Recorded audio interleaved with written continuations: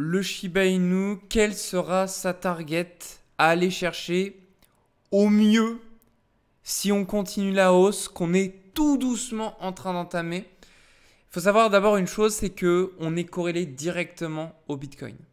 Donc au mieux le Bitcoin y monte, au mieux les altcoins suivront. Au pire le Bitcoin descend, au pire les altcoins prendront très cher. Ce à quoi on pouvait s'attendre, c'est que le Shiba Inu réalise tout simplement une continuité de l'accumulation qu'il avait réalisée ici dans le range qui était compris tout simplement entre la zone des 0,4018 et la zone haute des 0,403. Eh bien, il a décidé d'en faire tout autrement et de casser cette zone d'accumulation pour combler la zone de déséquilibre que l'on avait ici. Alors, qu'est-ce qu'une zone de déséquilibre?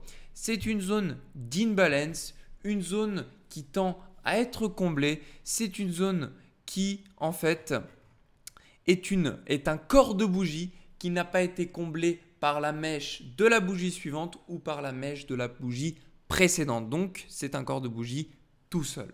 Voilà. Et donc, cette accélération, c'est en fait un déséquilibre, c'est une succession d'achats qui fait qu'on ne reteste pas le prix à la vente. Enfin, une bougie inverse pour le coup. Et donc, on tend à les combler. Et ici, on l'a comblé à la perfection. Pourquoi nous sommes-nous arrêtés pile avec cette mèche sur cette zone-là, la zone des 0,408 $? Je n'aurais pas pu vous la, entre guillemets, prédire, mais beaucoup plus facile à expliquer une fois que ça s'est réalisé. Eh bien, tout simplement, nous avons vécu ici une longue période d'accumulation faisant office tout simplement de butée, de stop pour le prix du Shiba Inu. Alors, je vous ai proposé un scénario sur le Bitcoin. Nous montrons que celui-ci irait très aisément aller chercher la target des 34 500 $ pour cette fin du mois de mai.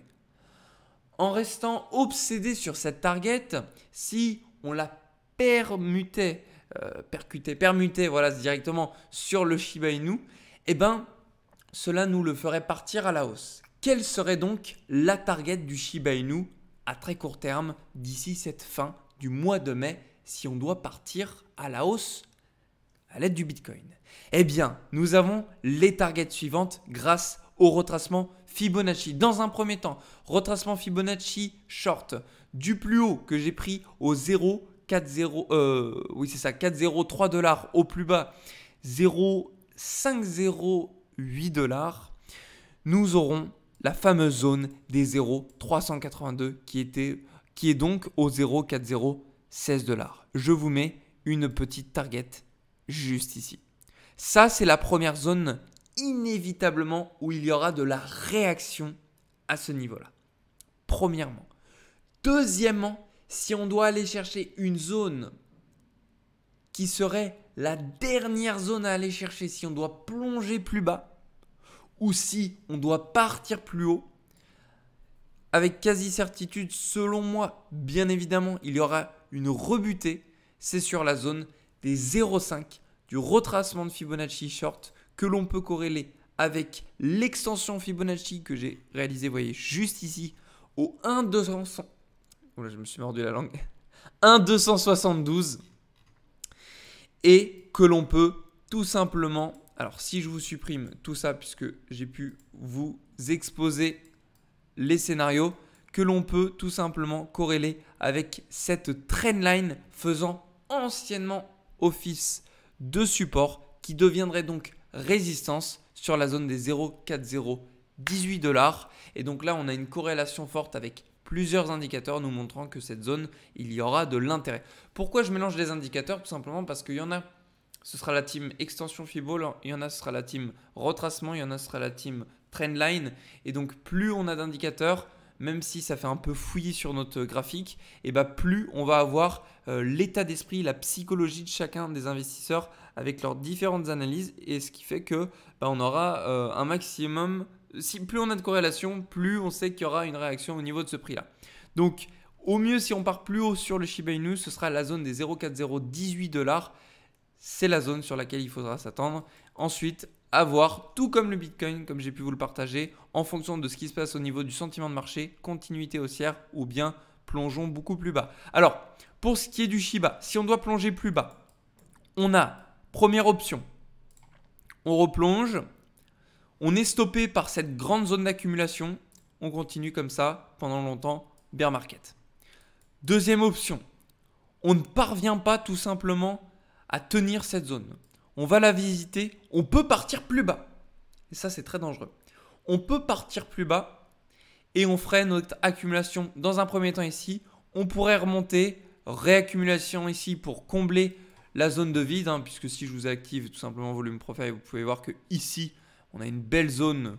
Vous voyez juste ici une belle zone de vide à combler tout simplement. Donc on pourrait combler celle d'en dessous pour remonter au-dessus, combler. Et puis après, hop, on remonterait pour aller chercher le second bull run halving 2024. Quels sont les targets à aller chercher pour cette prochaine session haussière?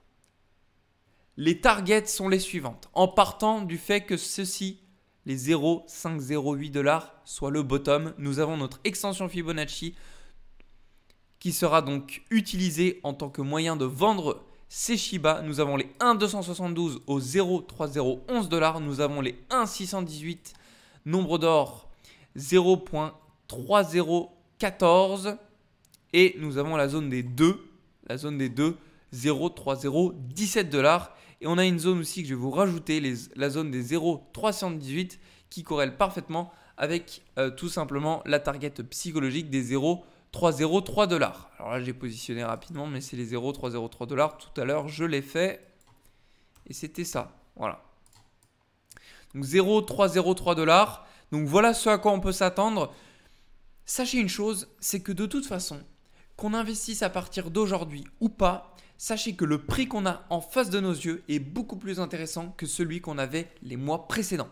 Donc ça, c'est une chose qu'il faut absolument retenir. Si vous êtes là sur du long terme, attendez-vous à ce que si vous mettez des billes aujourd'hui dans le Shiba Inu et que vous souhaitez revendre pour la première target des 1,272, vous faites un 800% et au plus optimal, au 0,303 $, 2300%.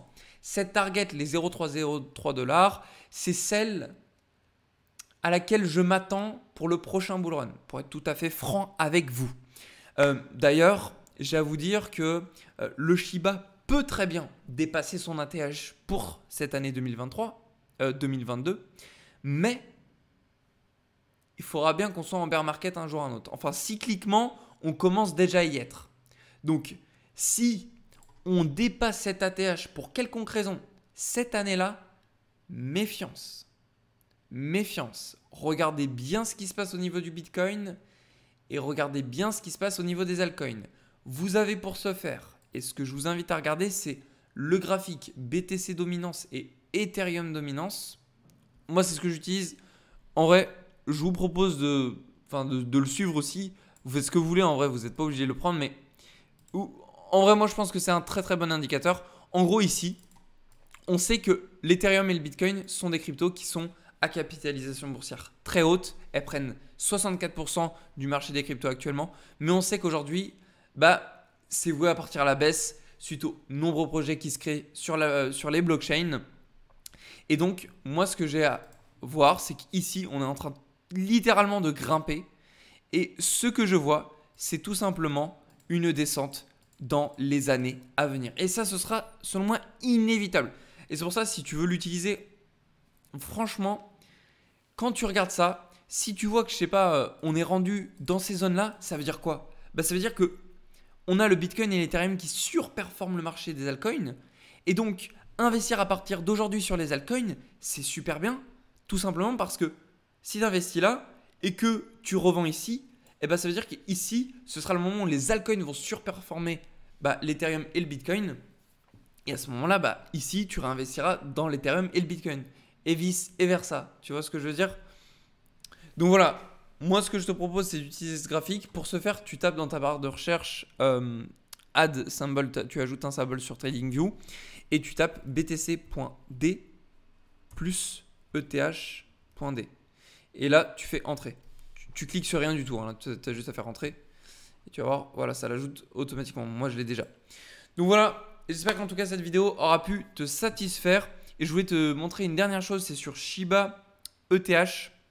Je voulais te montrer ça parce que ici, en fait, on a le Shiba qui a quand même plus ou moins tendance à suivre l'Ethereum. Il est assez décorrélé à certains moments, mais à d'autres, il est plus ou moins en train de le suivre. Et qu'est-ce qu'on peut voir, c'est qu'ici, sur le Shiba ETH, on a tout simplement une zone de déséquilibre.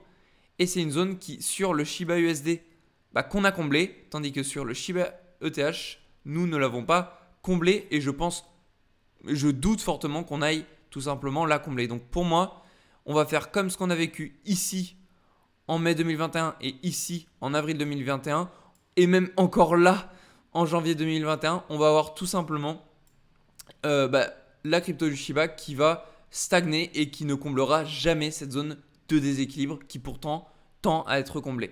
Donc voilà, moi c'est ce que j'ai à vous montrer. Et d'ailleurs, pour trouver ce graphique, parce qu'il est vraiment pertinent, franchement je vous conseille d'aller le regarder, c'est SHIB-WETH. Vous tapez dans la barre et vous regardez Uniswap. Voilà.